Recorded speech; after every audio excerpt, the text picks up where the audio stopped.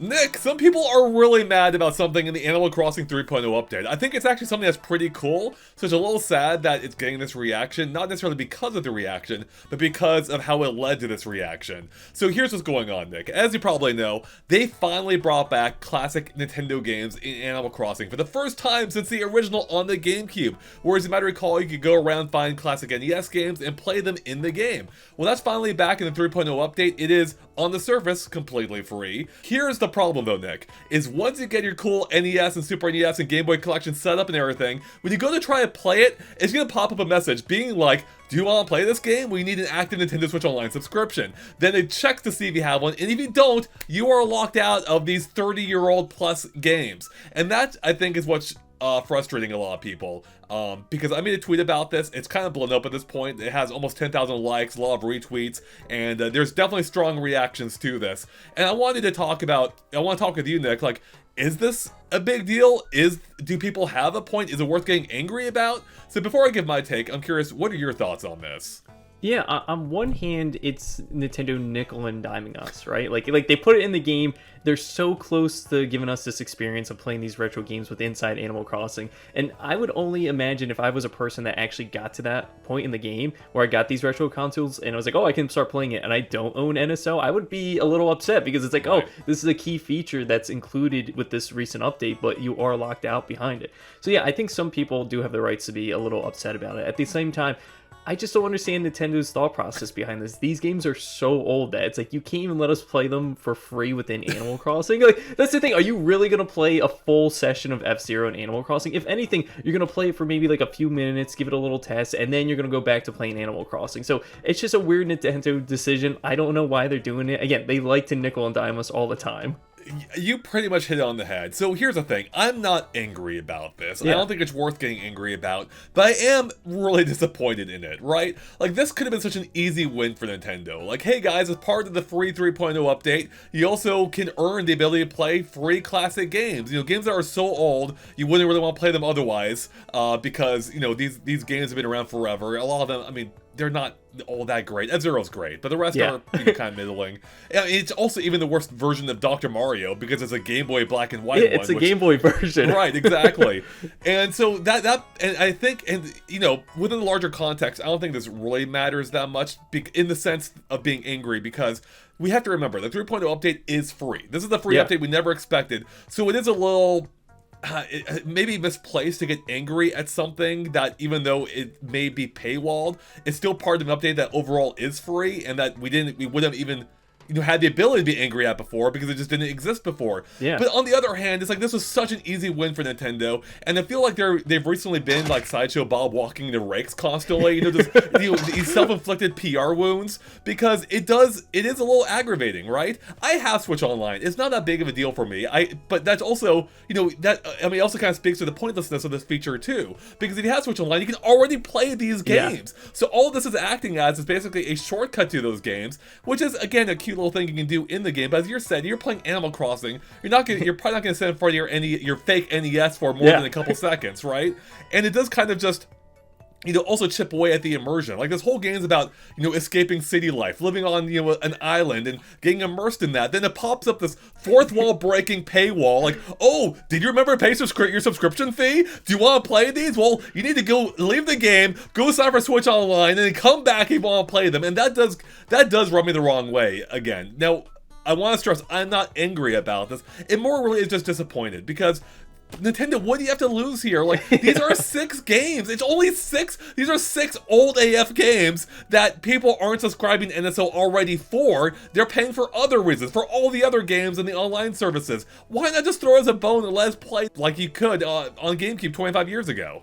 Yeah, it's not like they're giving us red and blue for free for Pokemon, right? It's not like we're going to be sitting there for hours and hours and hours playing these games fully immersed inside Animal Crossing. And you would think that they would want to go the other way around, where it's like, maybe it's a selling point to convince people to get NSO Online. Right! But like the other way, like, they give the games for free, you try them out. It's like, oh my god, I remember F-Zero. Where can I play that now? Oh, now you can play on NSO. But it's the other way around. It's like, you want to play this here? No, you need NSO to play it within the game. it almost makes me not want to get NSO on principle. Like, if I didn't already have it, I'm like, well, screw you, Nintendo. I'm not paying to play, you know, a handful of games, you know, in Animal Crossing. Like, it's such a silly thing. And that's not even to, you know, to talk about the eventual future in which, you know, if NSO ever goes away or changes to a degree, does that mean we're locked out of these games permanently in Animal Crossing? Like, will that just, that annoying message pop up constantly? You just can't get past it? I don't know, and it's just a weird thing. Like, why? And I think that here's a real issue here, Nick. It's not, I don't think people are mad necessarily specifically at this, though, you know, it's obviously part of it. I think they're angry at what it represents. And what it represents is a very business-focused Nintendo these days. Yeah. You know, and people have already had issues with the price, whether it's the Switch 2 hardware, Mario Kart World, you know, maybe DLC prices for other things. I'm sure other things I'm forgetting, too. Oh, Amiibo, you know, the whole recent Metroid Prime 4 fiasco with the whole desert thing. And I think it just shows Nintendo going down this unfortunate direction where they really are kind of like penny pinching. You mentioned it earlier. Yeah. And I think this is just another symptom of that. You know, this could have been an easy PR win. You know, let us, you know, a cool little feature in an Easter egg, or in the game that's an Easter egg. But now they've kind of turned into this bigger issue that it didn't need to be. Like, why Nintendo? Why are you doing this? And again, I want to stress, this is all part of a free update. So it's not like we're not getting anything from Nintendo for free. But it's still like, it's like, why? Why did you even do this? What's the point? It's so confusing, especially with the list of games, right? Like, I mean, you played through all of them. Isn't like F-Zero on there twice? It is, yeah. Yeah, which is so confusing to think about. Go ahead. No, it's just so confusing that it's like they're not even giving us like Pokemon or Mario, like Super Mario World, or like a Mario game. It's just there's two versions of F-Zero. I'm trying to wrap my head around it. It's the only one that did that too. But then also, if you look at the NES side of things, there's also 3 of those basically, being the Famicom Disk System, and then the NES, which is the American version of the Famicom, of course. And they all had unique games. So why didn't they duplicate them there? Not that I wanted them to. It's just this weird inconsistency, which again, I don't understand. Like, was Nintendo like, whoa, we can only budget in 2 Super NES games, not 3 of them, even though again, you need Switch Online anyway to play them.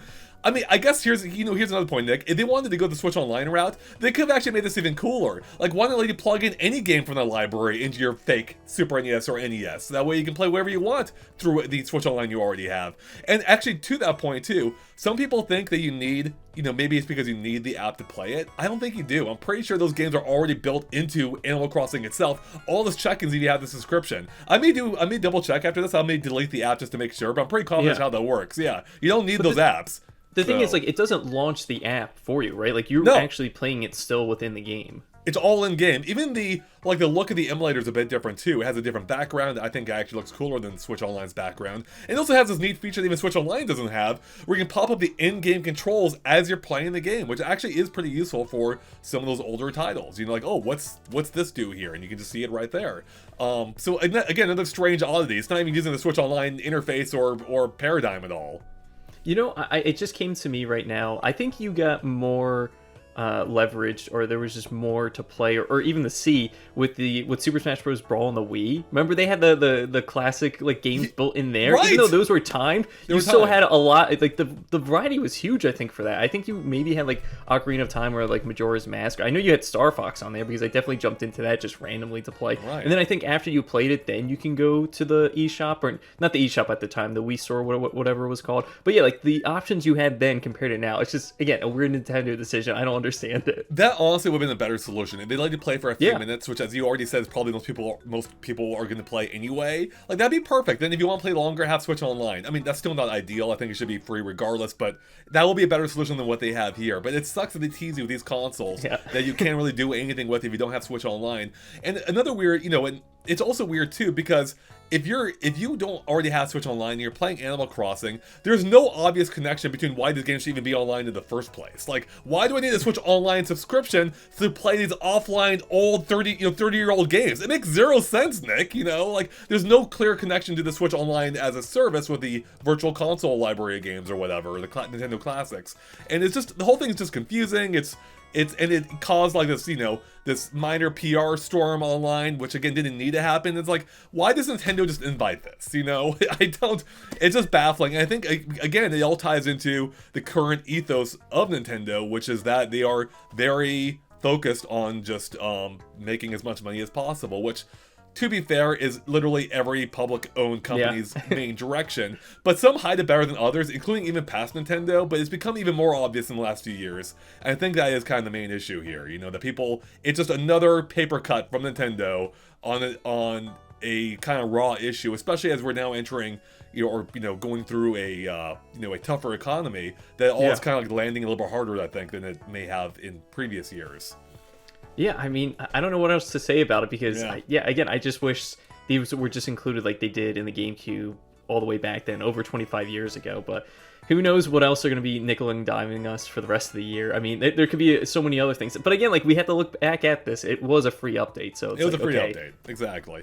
Which is exactly, and I think overall for a lot of people, I think they seem to be happy with the update. Like, you've been playing it. How do you feel about the update overall? Yeah, so far I've been mostly working with the features from 3.0 over, I guess, the Switch 2 edition, and I actually been loving it. Like, the hotel feature is a little bit of a taste of the DLC, which we got like so many years ago for New Horizons.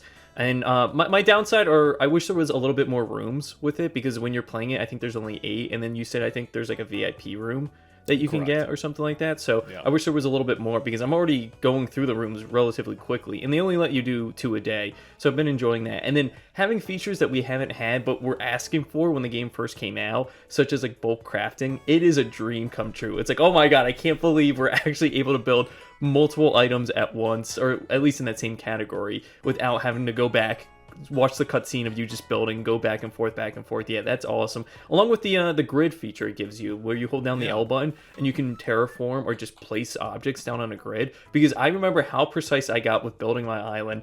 I still have my original island from 2020. I don't want to touch it at all. Maybe I'll go back into like fixating on just small parts with terraforming, but I love the way I have it now. But if I had that feature when the game first came out, I'd be like, oh my god, I am looking much more forward to actually terraforming, where before it was just so tedious. You're just moving the analog stick to line up perfectly to make sure that you actually want whatever item you're placing in the perfect spot.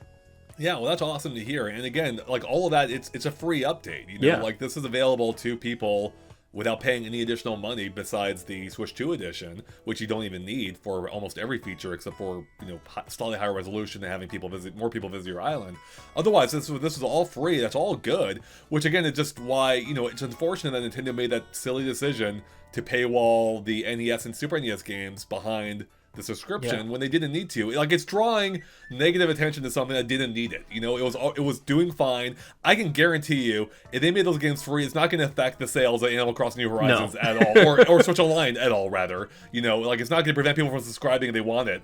And that's why the whole thing's so silly. It could have been such an easy PR win. But I do think in the grander scope, as you're saying, this is still a good thing at the end of the day. This is a free 3.0 update for a game that they had said wouldn't be getting any more updates. And I think people are kind of losing sight of that as well. So I think, again, people are just angry at it being a symptom of this more business savvy Nintendo. Though I don't know if I want to call it savvy. Yeah. Or financial savvy, maybe. I don't know what it is. It's a silly PR mistake. They should have avoided it. I hope that they just patch it out at some point. I doubt they will, because Nintendo rarely backtracks on things like that. Yeah. But in any case, at the end of the day, this by itself not a huge issue. I do think it's being overblown, even though it's a very stupid decision, because at the we still ended up with new features for free in Animal Crossing outside of that, and that's ultimately a good thing. So, Nick, any final thoughts at all about this issue or 3.0 before we wrap it up? Yeah, so one theory that I have, and who knows if this is true, I don't think we'll ever be able to figure it out, but I really think that 3.0 was going to be the Switch 2 edition. But I think they looked at it and saw how many Switch 1s sold well when Animal Crossing New Horizons originally came out. Right. I think they kind of separated that and be like, hey, we're going to make 3.0 and then we're going to have the Switch 2 update. Because the Switch 2 update only adds like a handful of features. Like, it's the smallest Switch 2, at least paid Switch 2 version that we've gotten, along with the price, because it's only $5 compared to, I guess the smaller one next in line with that is like the Breath of the Wild and Tears of the Kingdom at $10.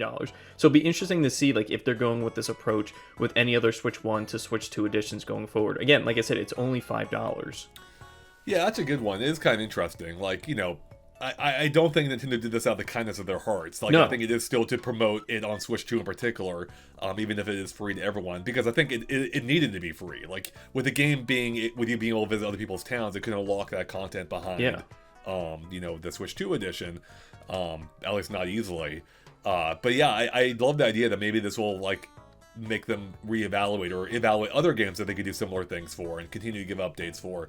Mario Maker 2, baby, come on! Where's our new update for that game? You know, add mouse controls, add new features. You know, like that'd be great. I'm fine with them adding more to their existing library and building it out to be relevant again still, even years later. I think it's a cool idea. I mean, they already did something a little bit similar with Mario Kart 8 Deluxe by doubling the amount of content in the game. You know, even years after we thought it was done getting anything.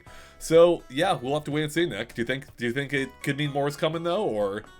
I don't know. Again, like, we haven't seen anything above or below this small amount of $5. Again, Tears of the Kingdom, Breath of the Wild at $10. Right. And then majority of the games are around that $20 mark. And those are like the larger, I guess, expansions for the Switch 2 editions. But yeah, it's tough to say. Like I said, I really think they had 3.0 in mind for the Switch 2 edition, but then they looked at the sales for Animal Crossing overall and they're like, hey, we can't lock this behind just Switch 2. Like, we know how dedicated, and those dedicated people that bought a Switch 1 back during COVID, like, I know a lot of people that bought Animal Crossing or bought a Switch just for Animal Crossing. So those people, I don't think are the hardcore that are like, hey, like, here's a Switch 2 edition of Animal Crossing. I need to go out and buy that right now. So I think they wanted to satisfy both the casual audience of Animal Crossing and the hardcore audience like myself for it. I think you're right. So, yeah, I think it pretty much wraps it up. Where, basically not a huge issue by itself, just more of a symptom of a larger issue, but we'll have to see what happens from here, you know.